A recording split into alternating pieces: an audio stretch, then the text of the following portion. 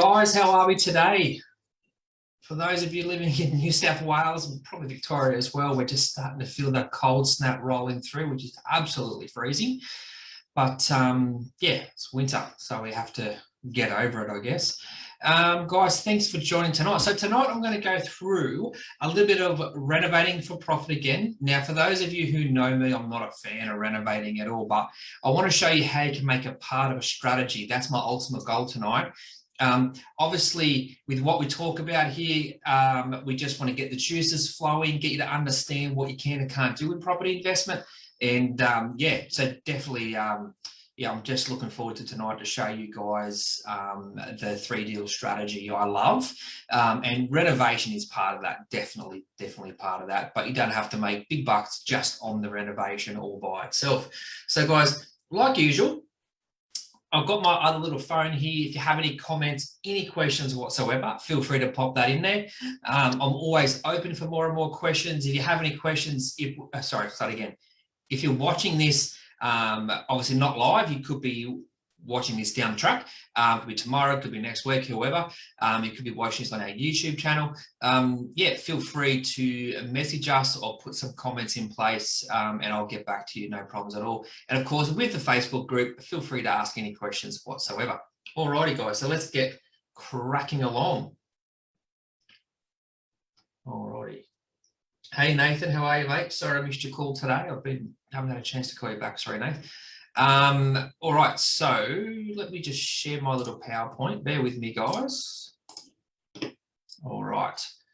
Hope everyone can see. Sorry, guys, I've changed computers and I'm hoping you guys can see this. So, oops. What are we doing here? Bear with me, guys. I've lost my mind.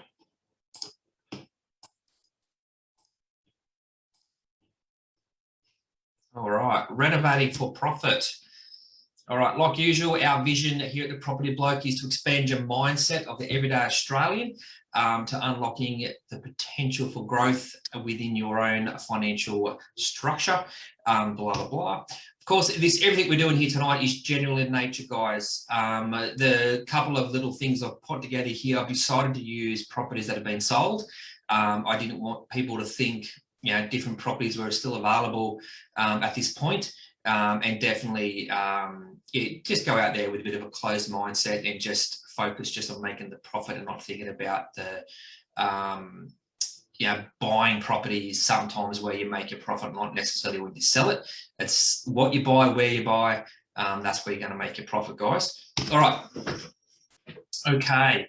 So with renovation, there's 2 main structures for it. So one is a single strategy property deal. Now, I'm one myself. I'm not a huge one with single strategy property deals, even though they may seem low risk. To me, they're high risk because of main reasons is you're only doing one single strategy. So if one of your strategies isn't working, if it's the only strategy you've got, you're definitely going to make, you're definitely not going to make any money on the deal. So here we go, single strategy. Now this one here, we found, bear with me, I've got to move something. This one here, this one's South Australia. Simple, and just remember, guys, when you're becoming a professional investor, especially if you're not working anymore or you're only working part-time or casual or contracting or whatever, the benefit, you don't be stuck just in your little local town. Even though your local town can be where there are some good deals as well, sometimes there's just as good a deal, if not better deals further afield. So this one's located in South Australia, and please don't refer to that price, 140,000. It's obviously a quite remote area, but I wanted to bring this property up as an example. Lily from her office was able to grab all these images for me so I can show you guys. So I wanted to look at this particular property. The reason for that is there's certain things about it where I believe it can make a big difference. So that's what it would have looked like on realestate.com.au. And when you look at here, oh, sorry. All right, so this is the front of the property, simple. With a single strategy deal, we want to do as much manual labor ourselves to save on money. And what you can see straight away there, you get rid of that ugly tree, put a picket fence up. And what I do like is that front porch area can go right across in front of the home as well. And of course, coat of paint on the roof and a coat of paint on the actual outside of the property. This one here obviously is the kitchen. Now this kitchen itself is actually not too bad. I've seen a lot worse. Obviously, but what you can do, depending on how much return you're trying to achieve, is you can remodel the kitchen, because kitchen and bathrooms, of course, are the two main areas and people are buying the properties to really make do with it. But obviously that floor was quite shocking. Now this is where we start to get into some ugly sort of rooms here. So as you'll see here, this property was obviously not maintained as well as what it could have been. It's in a remote area, so it may have been rented, may have some structural damage. There's a huge crack over that window. These are the sort of things you've got to look out for when you're doing renovation on a single strategy deal, because you've really got to make all your money out of this one property. And I'll show you in a minute why I chose this property to show you guys. It's this room here. This is what we call a sunroom. And this is the room here that you can convert and make extra space within the property.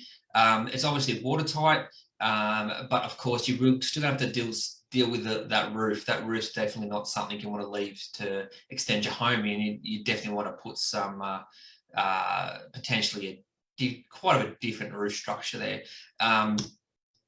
Definitely, but the sunroom's the big one. Bathroom, that's got to come out, obviously, change the bathroom around. And of course, this is the part I wanted to show you guys. So what I like about this style of property here, now this is not where I would do it. It's definitely not the price I would buy it in. There's not enough room to make a margin. But this, I just wanted to show you this floor layout. So with this floor layout here, this sunroom is part of the actual structure of the home. And what you can do is create a lot more space by taking this sunroom out and creating another bedroom, another bathroom, and moving a few walls, taking out these walls, opening up this kitchen lounge area, which is more of a modern theme.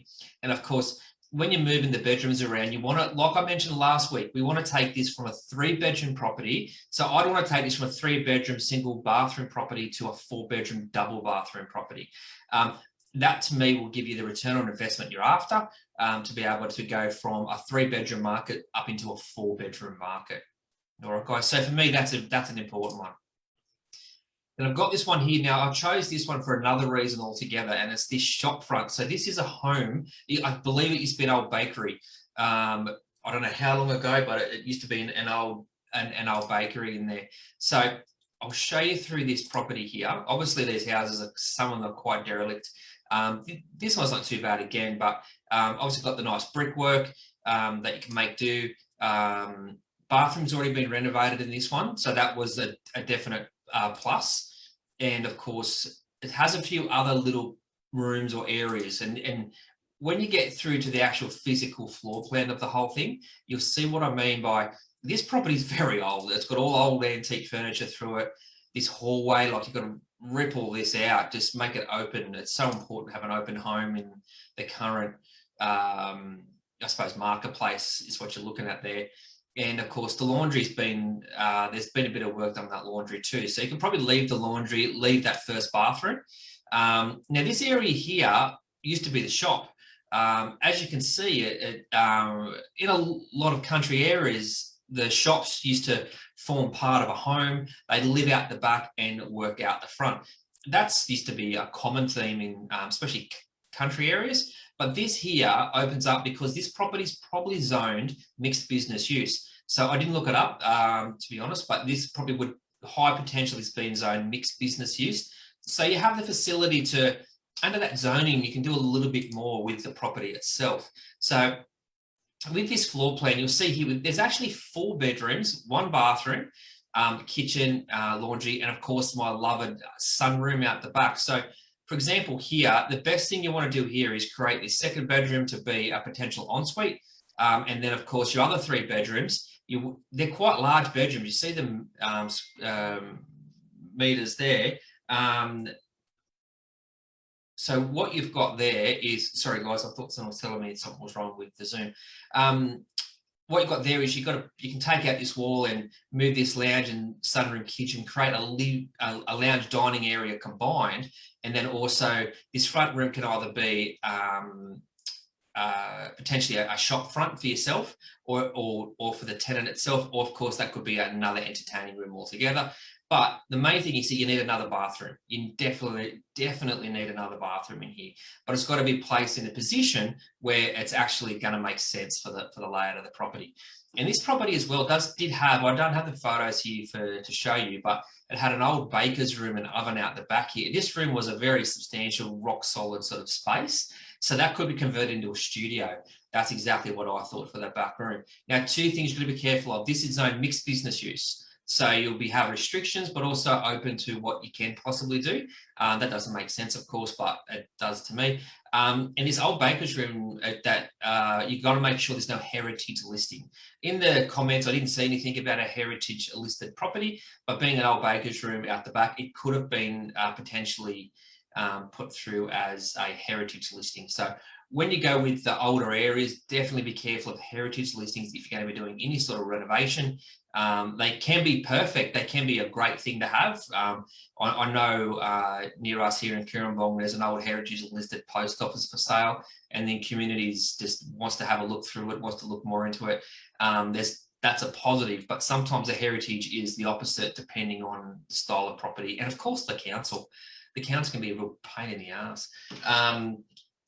Alrighty, guys. So the next one here we've got this is the one I'm more interested to show you guys, because renovating one single property as a single strategy is the issue you face is all your eggs are in that one basket. Now, I really want to take you through this multiple strategy deal. So this is something I would prefer, but just remember, I did pop this slide in. Sorry, guys. Just let me click through this.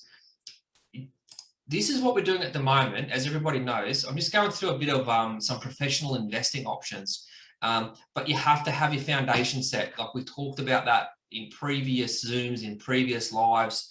You have to have your foundation before you enter this. Sorry, you don't have to.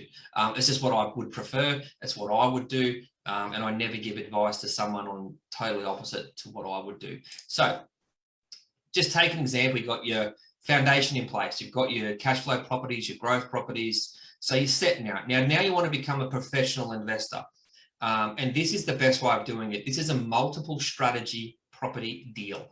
This one's in Caboolture, Queensland. So it's not in a quiet area, it's in a decent area. Definitely try and stick to areas like that have good population when you're doing a multiple strategy deal, because you need someone to repurchase the property from you. But as you see here, this is a beautiful property. It has a front home, this car shed here, then all this backyard. Now, this property itself is just on 1,100 square meters, which is a perfect size property here. Now, that's been a bit of a close-up zoom. Okay, so this here, so what you've got at the front. Now, one thing I noticed with this property, it's fully fenced across the front, down the sides and everywhere. So I'm guessing that this potentially could be on a main drag. But the thing I found attractive is two things I found attractive, probably 3 or 4 things in total. Where the house sits on the block, you can see a driveway will fit very comfortably down the side. That's definitely a positive. Brick and tile, I do like brick and tile. Much easier if you want to put a coat of paint on it to make it look better. Obviously, that's the sort of thing I would do. You don't have to render brick and tile to make it look good. You can just paint the bricks. It's a bit of a bastard to paint, but it's much easier than doing a render. And using a spray gun is the answer there. Okay, so you've got that there. Obviously, the facade is terrible. The facade's terrible, so you can do a little bit with that facade. But being brick and tile is definitely a plus. Where the house sits, and of course, the size of the block and where this house is situated is definitely something I really, really love. It's just a lot of hard work already done for you, but it's ugly. It's the ugly duckling. So this is the facade of the front. So out here, of course, depending on where this house is on the if it's on a main drag or not, would depend whether you knock down the front fence and put more of an open fence to make the home feel better. But of course, you get rid of these ugly things. These things I have no idea whose idea this was to whack these up. Obviously, the sun gets into the property, but if you're buying it to on sell, that's not something you've got to worry about. You've got to look at facade. You have to look at, this is the first thing your buyers are going to see. So this house looks perfect, where at the moment it looks absolutely shocking. Obviously paint this sort of area here. And I'm a big one on painting the concrete. It's really good now. Once you give a concrete a really good water pressure clean, you can buy a lot of coloured seals, and it's fantastic. You don't have to paint them. It seals the concrete and it looks great. And the colours come up just like paint. It's actually, I've used it a couple of times myself. And of course a garden, just a simple garden in there as well. So what I would do on the front here is get rid of this ugly stuff. I'd actually paint this house. I'd get the old spray scenario out and spray paint this house on the outside. And I'm always a big believer is don't forget about the roof. Depending on what this roof looked like in real life, it's not hard to quickly spray the roof as well. And then, of course, gutters and everything out front. Using a spray scenario is so much quicker, so much easier. The hardest part is masking everything up, but goodness me, once you do that, you'll be a lot happier person. And of course, what I can't see here is what these windows look like. I'd hope they're aluminium. I actually don't know. But yeah, garden, footpath, just make it look a bit nicer. And all that's just, it's not that hard. It's not that hard to do, guys. It's just time. Okay, kitchen. The kitchen's ugly. Got to get rid of it. That's a shocker. But kitchens can be cheap. A lot of people will come to me and say, Wayne, if this property's in Caboolture, I live at Newcastle. How can I do this? One of the biggest tips that I ever use is obviously, if you're watching this, there's a high chance you're on Facebook. If not, get a Facebook account, even if you don't want to use it for every day seeing how old people's dogs are. What you need to do is join groups in this local area. So the first thing I would do if I bought this house is join groups in Caboolture.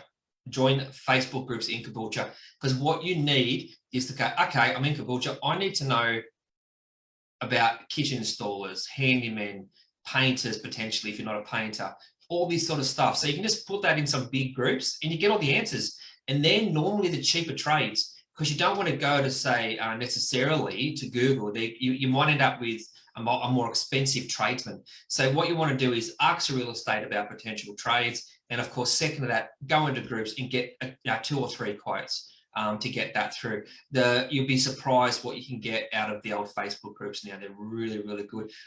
One of my rent-to-rents, we just got a cleaner from the Facebook group there in Bonnells Bay at Lake Macquarie. We didn't have one.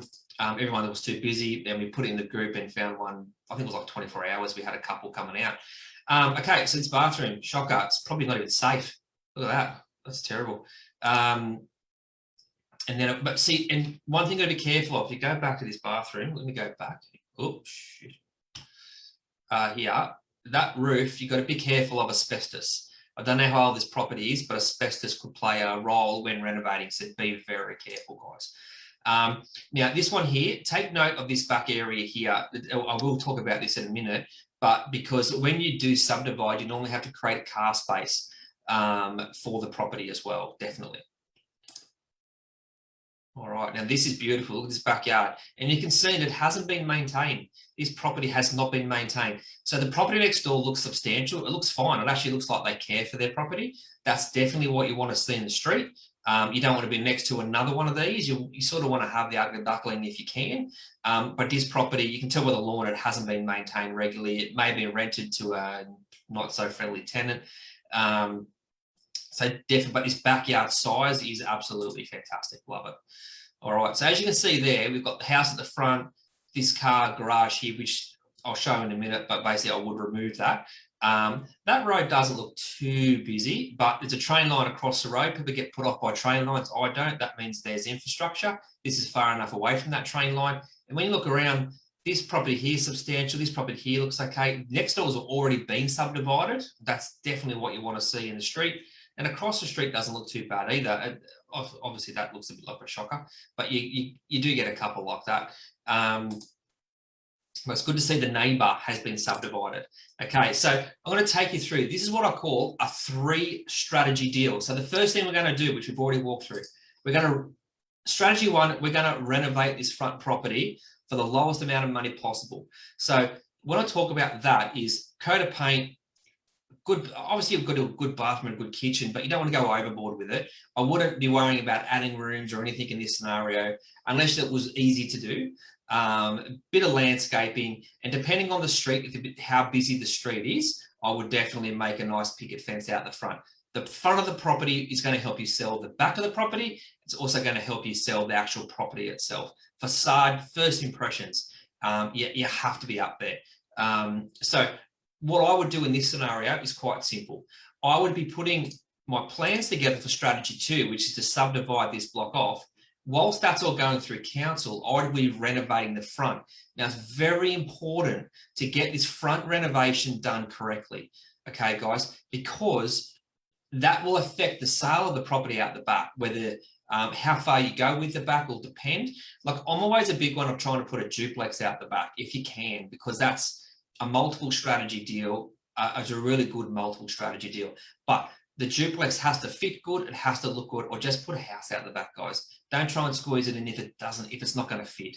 Of course, I'd get rid of the car shed. That's why it's important. Why I mentioned this here before. You have to create a car space somewhere here. You have to create a car space, whether it's over here, whether it's in front of the property here, whether it's out the back coming off the driveway with a right of carriageway. That's totally up to you, but you have to create a car space because you're taking the car space away, and that's what the council will pick on you for. The driveway will have to be a certain width, depending on the council, like Lake Macquarie, I think it's 5.5 metres of memory, and get this subdivision done. So get that property renovated while your subdivision is getting done. Always check with your private town planner before buying this too, by the way. But it's a good length. It's 70 metres long, which is beautiful, 20 metres wide, which is also fantastic. And then, of course, you can put, if you wanted to, strategy number 3, you build out the back. Now, I've just put a 4-bedroom house of land out the back. You might, obviously, you wouldn't put it exactly like that, but it could be a duplex, could be a house and land, or whatever it might be. It depends on what level you want to go and how the strategy comes together. So say, for example, if I go back and I did this strategy, I renovated the front, I subdivided the back, and I could make a decent margin. There's probably in my personal scenario, 60 to 80% chance I would sell it as is. I would walk away, take my money and move on. But if I feel as if there's a bigger margin to be made, in the market was moving up, or whatever reason, I would build this house out the back, because a good builder will get the plans in and out of council quick and get this up and going within. So by rights, by the time your subdivision went through, you should want this property finished in 8 months. That's 2 months in council and 6 months for the build, if not quicker. There's builders that'll do it quicker for you. But that's just a bit of a scenario. So this whole deal, you should be in and out of in 12 months. Subdivision, yeah, I'd allow 4 months, and the build out the back 8 months, and the renovation done in between. Because what you really want to do is get this renovation done and on-sell that property before you even build, and use that cash flow, lower your debt level to get this bottom section done. You don't want to just hang on to you don't want to rent this property out. You want to get this sold to an owner occupier potentially. So you want to make sure, potentially have the fence around it and a bit of work done on the subdivision before you do put it up for sale. But you want to make sure, that you've got a fair bit of the work underway here, but also get in and get out. The biggest thing is, remember, guys, extended settlement if you can. This property is obviously vacant. Extended settlement would be harder to get, but you never know. Good terms of agreement. That's what it comes down to. And of course, if you can get this vendor direct. So I've taken this off a real estate website. If you can get this vendor direct, and the best way of doing that is letterbox dropping, guys. Letterbox dropping. So you go to, which I've shown you guys before, 6 maps, or there's so many. You can go to Google Earth and just see what blocks are that you could potentially subdivide. And I wouldn't say I'd door knock on the property, but I'd letterbox drop the property with all your details, make up a fancy name for yourself, and then, yeah, just do it that way. That's getting it direct. You'll be able to do an option contract, which we will go into at some point, an option contract rather than an actual sale, because you might be able to option this property, get the subdivision through, flick it, make a margin, move on, and not even own the property, which we will get into that as well. So, but I'll talk about that with you. Alrighty, guys, I'm going to stop sharing that. Okay, here we are, back. All right, fantastic. But that's how I feel about renovating, guys. Renovations aren't my my favorite thing, but renovating, being a part of a multi-strategy deal, is the best option, 100%. Alrighty, guys. But thanks for watching tonight. Oh, I don't have any questions, actually. Sorry, I've been really focused on the slideshow tonight, guys. Of course, yeah, Jess has whacked in there the calendar link. If you have any questions about your own scenario, or you're not sure if you want to start investing, or you just want to know a little bit more about what we do, feel free to book in a 15-minute catch-up call.